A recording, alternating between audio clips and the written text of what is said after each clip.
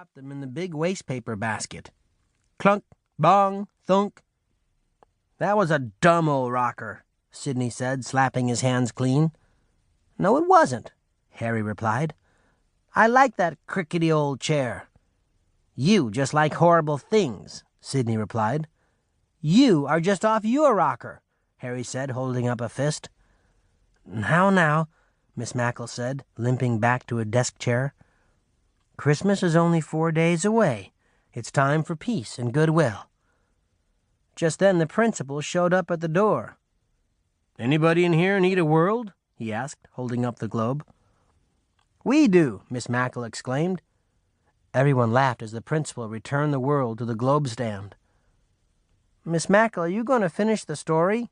Mary asked. "What story is Miss Mackle reading?" Mr. Cardini asked. "The Night Before Christmas," Mary replied. "It's 168 years old."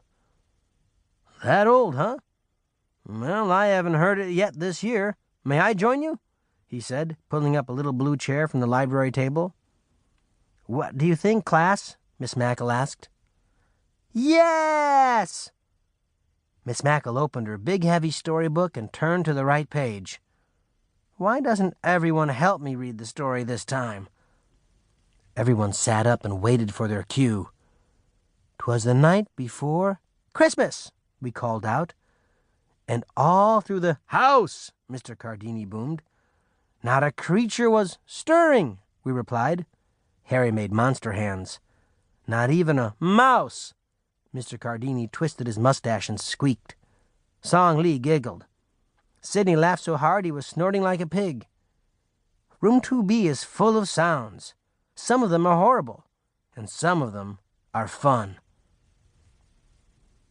Mr. Cardini takes over. When Harry and I got to the classroom the next morning, Miss Mackle wasn't at her desk. "Where is she?" we asked. Mary looked at the fish tank. "She's not putting in a new filter." Ida looked at the science table. "She's not making sugar water for the ant monitor." Song Lee looked at the plant corner. "She's not putting a bug in the terrarium for the Venus's flytrap."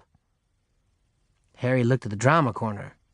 "She's not trying on her Mother Goose costume for our Christmas skit." "She's not changing the clothespins on our monitor chart," Sidney said. "Where is Miss Mackle?" the class asked. I held up a finger. "I'll go down the hall and see if she's still having coffee with the teachers in the teacher's room. The late bell hasn't rung yet." "I'll go with you," Harry said.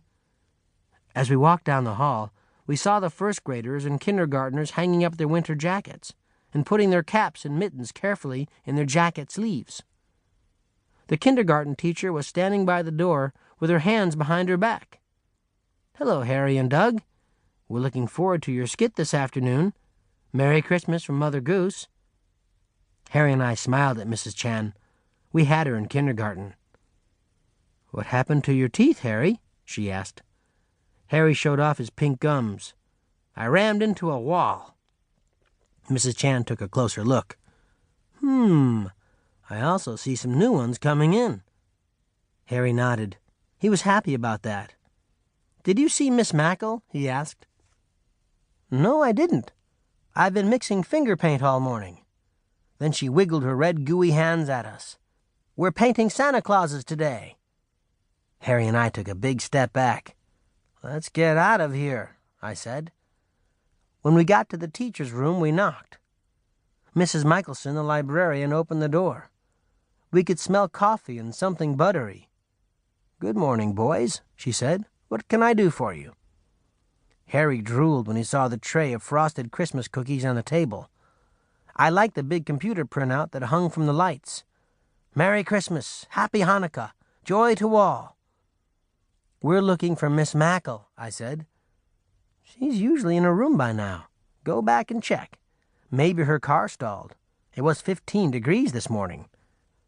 We rushed back down the hall and into the classroom just as the final bell rang. Mr. Cardini was standing in front of the class. He was not smiling. Harry and I wondered if we were in trouble. Quickly, we rushed to our seats.